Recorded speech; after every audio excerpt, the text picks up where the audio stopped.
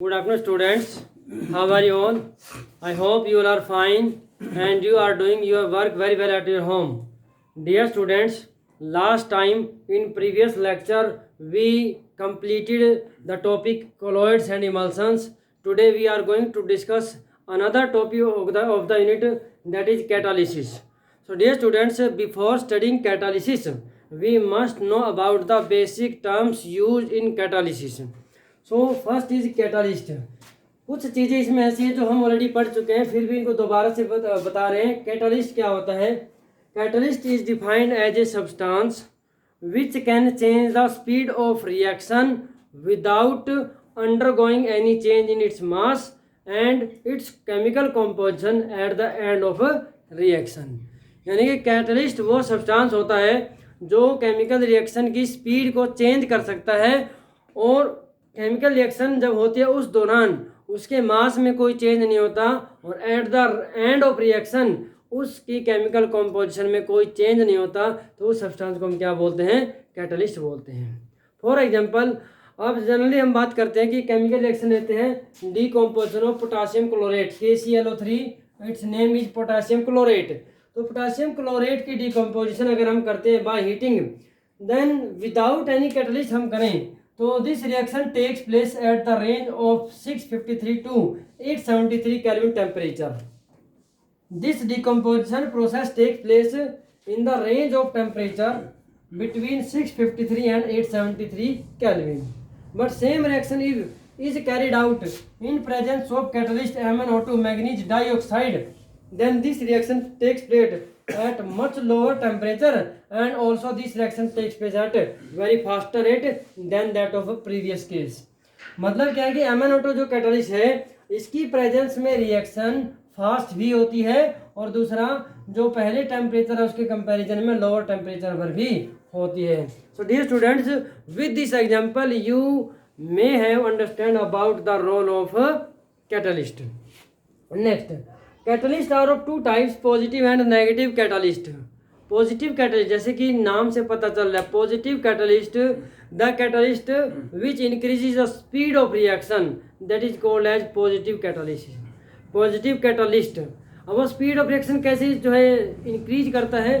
Dear students, आपने जब chemical reactions की स्टार्टिंग में जब रिएक्शन हमने केमिकल काइनेटिक्स में भी पढ़ा था, केमिकल रिएक्शन में रिएक्टेंट की एनर्जी होती है, प्रोडक्ट्स की एनर्जी होती है, और किसी केमिकल रिएक्शन को कैरी आउट कराने के लिए एक मिनिमम अमाउंट ऑफ एनर्जी हमें सप्लाई करनी पड़ती है, जिसे हम थ्रेशोल्ड एनर्जी हमने बोला था। उसके बाद थ्रेशोल्ड एनर्जी क्या होता है? It is the sum of activation energy and energy of reactants. फिर हमने पढ़ा था कि इन प्रेजेंस ऑफ कैटलिस्ट क्या होता है? कैटलिस्ट न्यू पाथ प्रोवाइड करता है for the chemical reaction in which activation energy of the reaction is lower than that of chemical reaction without presence of catalyst. यानी कि कैटलिस्ट एक नया पाथ जो है केमिकल रिएक्शन के लिए डिसाइड करता है, जिसमें वो लोअर एक्टिवेशन एनर्जी का भी हो सकता है, हायर एक्टिवेशन एनर्जी का भी हो सकता है। तो depending upon this, positive catalyst वो होते हैं जो केमिकल रिएक्शन की स्पीड को इंक्रीज करता है। कैसे? Bye lowering the potential energy of the reaction. Reaction की पोटेंशियल एनर्जी को लोअर करके, कम करके वो रिएक्शन की स्पीड को इंक्रीज करता है। For example, oxidation of sulphur dioxide into sulphur trioxide in presence of catalyst nitric oxide और vanadium pentoxide. So this reaction takes place at faster speed in presence of catalyst. So in this reaction, catalyst provide new path of lower potential energy. So this is the example of positive catalyst. Next is negative catalyst. Negative catalyst, a catalyst which decreases the speed of chemical reaction by increasing the potential energy of the reaction. जैसे हमने पढ़ा कि positive catalyst क्या करता है? Reaction की speed को increase करता है by lowering the potential energy. तो negative catalyst it is opposite to that of positive catalyst, it decreases the speed of chemical reaction by increasing the potential energy of the reaction. For example, decomposition of H2O2 in presence of glycerol और presence of acetyl aldehyde, this is the example of negative catalysis. इसमें जो है rate of reaction जो है decomposition का decrease हो जाता है। Poisons and promoters. पॉइजन्स कुछ सर्टेन सब्सटेंसेज होते हैं जैसे कि आर्सेनिक है, कार्बन मोनोऑक्साइड है, which lower the activity of the catalyst are called catalytic poison. ये सब्सटेंस अगर प्रेजेंट हो केमिकल रिएक्शन में कैटलिस्ट के साथ में और कैटलिस्ट की एक्टिविटी को लोअर करते हो तो उन्हें क्या बोलते हैं? पॉइजन्स बोलते हैं।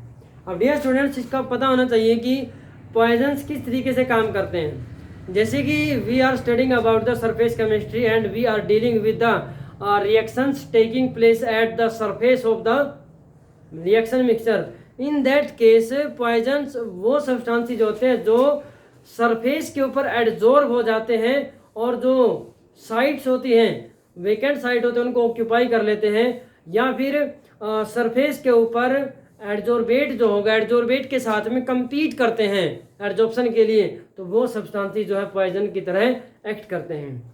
प्रोमोटर्स जो कैटलिस्ट के साथ में प्रेजेंट होते हैं और कैटलिस्ट की एक्टिविटी को एनहेंस करते हैं।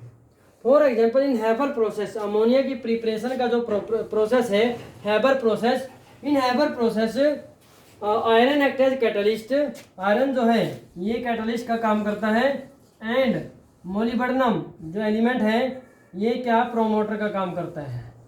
This increases the activity of the catalyst.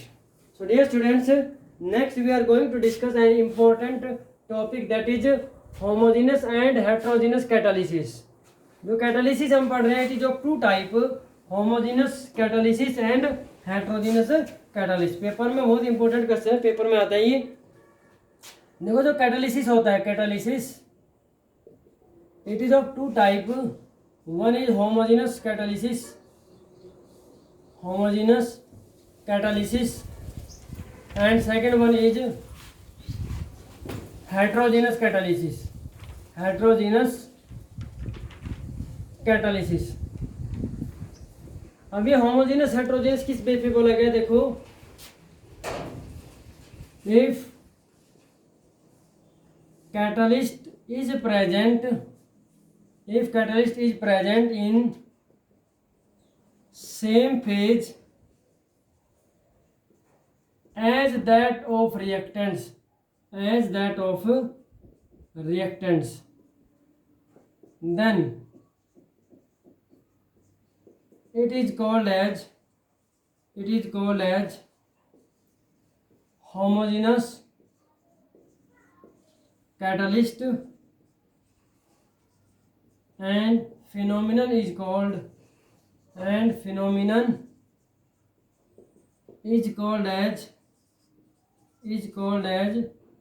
homogeneous catalysis। दूसरा यहाँ पर आप देखेंगे, if catalyst is present in different phase from that of reactants, then it is called as heterogeneous catalyst, and phenomenon is called as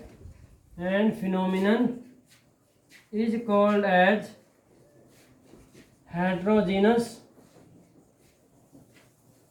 catalysis, So dear students, homogeneous catalysis में example अगर हम लें, for example oxidation of, example क्या है? Oxidation of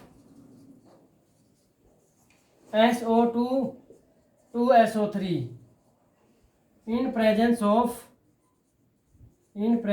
of NO, nitric oxide की presence में sulphur dioxide की sulphur trioxide में जो कन्वर्जन है, ऑक्सीडेशन है, 2SO2 plus O2 in presence of nitric oxide gas.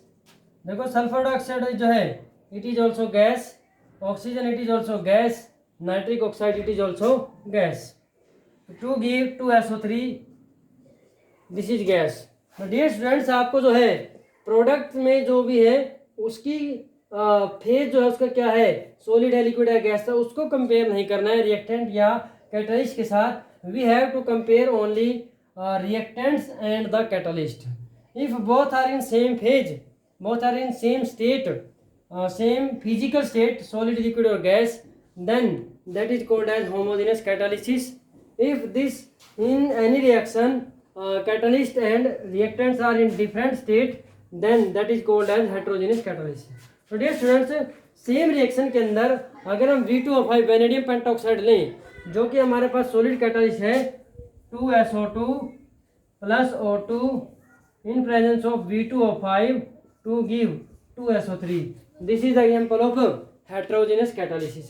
इसमें क्या हो गया, यहाँ पर ये गैस स्टेट में था, यहाँ पर वो क्या हो जाएगा V2O5 सॉलिड स्टेट में हो गया, तो दोनों का फेज अलग हो जाता है. तो this is the example of heterogeneous catalysis. Next is theory of heterogeneous catalysis. बहुत इंपॉर्टेंट टॉपिक है ये, क्वेश्चन यहाँ से आता है पेपर में. थ्योरी ऑफ हेटेरोजेनस कैटालिसिस में फर्स्ट जो थ्योरी थी it was old adsorption theory. Old adsorption theory के अकॉर्डिंग क्या था, it was believed that the reactants in gaseous state और फ्रॉम द सॉल्यूशन. रिएक्टेंट चाहे वो गैसियस रिएक्टेंट हो या फ्रॉम सॉल्यूशंस, वो कहाँ पर एडजॉर्ब होते हैं, adsorb on the surface of catalyst. Catalyst की सरफेस है उसके ऊपर एडजॉर्ब होते हैं. And as a result concentration of reactant molecules increase on the surface of catalyst. आपने पढ़ाई होगी एडजॉर्प्शन में क्या होता है, एडजॉर्बेट मॉलिक्यूल सरफेस के ऊपर एडजॉर्ब होते हैं और कंसंट्रेशन जो है एडजॉर्बेट मॉलिक्यूल्स की सरफेस पर ज़्यादा होती है इन कंपैरिजन टू बल्क.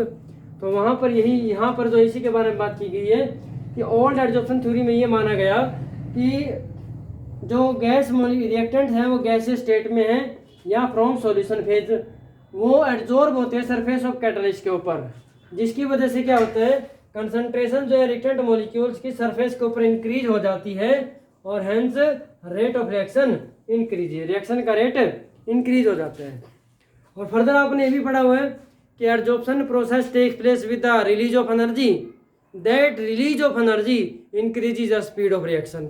वो जो एनर्जी रिलीज होती है वो रिएक्शन की स्पीड को इंक्रीज करने में हेल्प करती है. अनदर जो थ्योरी है, अनदर जो है थ्योरी जो थी इंटरमीडिएट कंपाउंड या इंटरमीडिएट कॉम्प्लेक्स थ्योरी.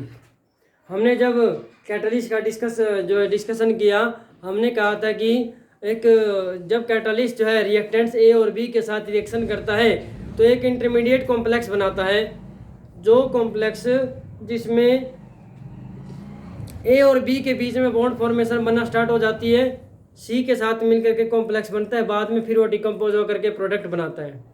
तो इंटरमीडिएट कॉम्प्लेक्स थ्योरी वो है which suggest that reactants A and B first combine with catalyst. A और बी पहले कैटालिस्ट सी के साथ कंबाइन होंगे, एक इंटरमीडिएट कॉम्प्लेक्स बनाते हैं, फिर वो कॉम्प्लेक्स डिकम्पोज होता है प्रोडक्ट में और दोबारा से कैटालिस्ट को क्या कर देता है, रीजनरेट कर देता है. But dear students, next is modern adsorption theory which is the combination of these two theories, जो इन दोनों थ्योरीज का कॉम्बिनेशन है. और वही एग्जैक्ट जो थ्योरी है, अगर एग्जाम में आता है तो आप डायरेक्ट जो पहले इन दोनों को बता सकते हैं फिर वो लिख सकते हैं, या डायरेक्ट आप मॉडर्न एडजॉर्प्शन थ्योरी भी लिख सकते हैं. अब उसमें क्या होता है कि मॉडर्न एडजॉर्प्शन थ्योरी के अकॉर्डिंग ये माना जाता है कि on the surface of catalyst, catalyst generally metals लिए गए हैं, मेटल की सरफेस पर, कैटालिस्ट की सरफेस पर फ्री वैलेंसीज प्रेजेंट होती है और रिएक्टेंट मॉलिक्यूल्स उन फ्री वैलेंसीज को ऑक्यूपाई करते हैं. So dear students, next we are going to discuss modern adsorption theory.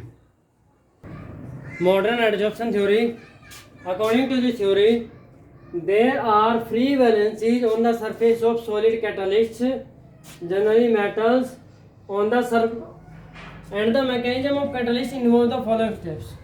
इस थ्योरी के अकॉर्डिंग क्या माना गया है कि कैटालिस्ट की सरफेस के ऊपर फ्री वैलेंसीज प्रेजेंट होती है और generally catalyst use are metals, metal surfaces.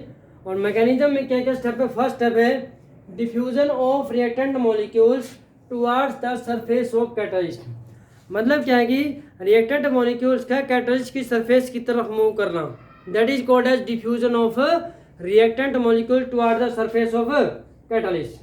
तो ये जो फर्स्ट स्टेप है, यहाँ पर ए और बी दो रिएक्टेंट है, these molecules are diffusing towards, moving towards the surface of catalyst, these are free valencies present on the surface of catalyst.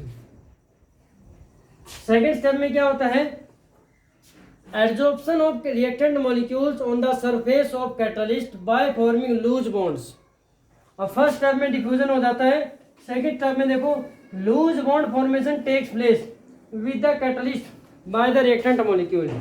A and be different reactant है, दोनों ने कैटलिस्ट की सरफेस पर डिफरेंट फ्री वैलेंसीज के ऊपर क्या किया, loose bond की फॉर्मेशन कर ली। अब लूज बॉन्ड की फॉर्मेशन करने से क्या होगा, now these two reactant molecule A and B bind हो गए, वो अट्रैक्ट होने के साथ, लूज बॉन्ड बनाने के साथ वो बाइंड हो गए। बाइंड होने से क्या हो गया, these two molecules have come closer to each other, एक दूसरे के पास आ गए। सेकेंड नेक्स्ट स्टेप में है अकरेंस ऑफ केमिकल रिएक्शन। अब जब दोनों एक दूसरे के पास आ गए तो उनके बीच में क्या होगा, केमिकल रिएक्शन हो जाती है। तो देखो नेक्स्ट स्टेप में आप देखेंगे, ये मेटल कैटलिस्ट की सरफेस के ऊपर ही है, यहाँ पर ये लूज बॉन्ड की फॉर्मेशन में थे, जब केमिकल रिएक्शन हो जाती है तो ए और बी के बीच में बॉन्ड बन जाता है, और लूज बॉन्ड जो कैटलिस्ट के साथ थे वो भी क्या बन जाता है, वो स्ट्रॉन्ग बॉन्ड बन जाता है, मीन्स एक कंप्लीट बॉन्ड बन जाता है। नेक्स्ट स्टेप में क्या होगा, डिजॉर्प्शन ऑफ प्रोडक्ट मॉलिक्यूल्स। अब देखो जैसे ही प्रोडक्ट बन जाता है, ए और बी के बीच में बॉन्ड बन गया, प्रोडक्ट फॉर्मेशन टेक्स प्लेस हो गई है, तो डिजॉर्प्शन ऑफ प्रोडक्ट्स। अब ये जो प्रोडक्ट बन गया, ये कैटलिस्ट की सरफेस के ऊपर जो एडजॉर्ब हुआ था, अब वो डिजॉर्प्शन हो जाएगा, रिमूव हो जाएगा। रिमूव क्यों हो जाता है, because product molecules have lack of affinity towards the surface of catalyst. ये इसलिए होता है क्योंकि प्रोडक्ट मॉलिक्यूल्स की एफिनिटी जो है उनकी कैटलिस्ट की सरफेस के लिए कम होती है। तो जनरली आपने देखा होगा कि जब मान लो कोई हेल्प करता है, और जब तक वो हेल्प कर रहे हैं तब तक हम उसके साथ में, और जैसे ही हमारा काम हो जाता है हम अपना काम होने के बाद चले जाते हैं। ऐसा नहीं है, मोस्टली इट हैपन्स, एक्चुअल में ये गलत है, फिर भी होना चाहिए कि यहाँ पर आप देखेंगे कि इस केस में कैटलिस्ट के ऊपर कैटलिस्ट की प्रेजेंस की वजह से काम हो रहा है, और रिएक्शन होने के बाद प्रोडक्ट मॉलिक्यूल बनने के बाद प्रोडक्ट मॉलिक्यूल्स की एफिनिटी कैटलिस्ट की सरफेस के ऊपर है ही नहीं, जिसकी वजह से कैटलिस्ट की सरफेस को छोड़ देते हैं और डिजॉर्प्शन टेक्स प्लेस। नेक्स्ट तो लास्ट है, जैसे डिजॉर्प्शन हो जाता है, molecules product molecule diffuse away from the surface of catalyst, and surface of catalyst again becomes free for the another reactant molecule, as a result catalyst surface is regenerated. तो इस तरीके से जो एडजॉर्प्शन प्रोसेस जो है वो takes place होता है हेटेरोजेनियस कैटालिसिस के केस में। सो डियर स्टूडेंट, बहुत important, very very important topic है। तो ये जो है आपको अच्छे से तैयार करना है, और इस तरीके से जो है आपको सभी स्टेप को लिखना है, साथ में ये जो ग्राफिकल रिप्रेजेंटेशन आपको ये भी देनी है। डियर स्टूडेंट्स, अभी 1 और 2 ईयर जो है पहले जो CBSE में क्वेश्चन आया था, किस तरीके से क्वेश्चन आया था, वहाँ पर आपको ग्राफिकल रिप्रेजेंटेशन दी गई थी, और आपको यहाँ पर ए बी यहाँ इनके आगे वेकेंट स्पेस छोड़ रखा था यहाँ पर। तो ये पूछा गया था कि इसको लेबल करना है, और इसको देख करके, ग्राफ को देख करके, पिक्चर को देख करके आपको स्टेप्स लिखने थे मैकेनिज्म के। तो बहुत इंपॉर्टेंट जो है क्वेश्चन ये आपका बनता है। And we will discuss today up to this topic only. Next remaining we will discuss in next lecture. Thank you and have a nice day.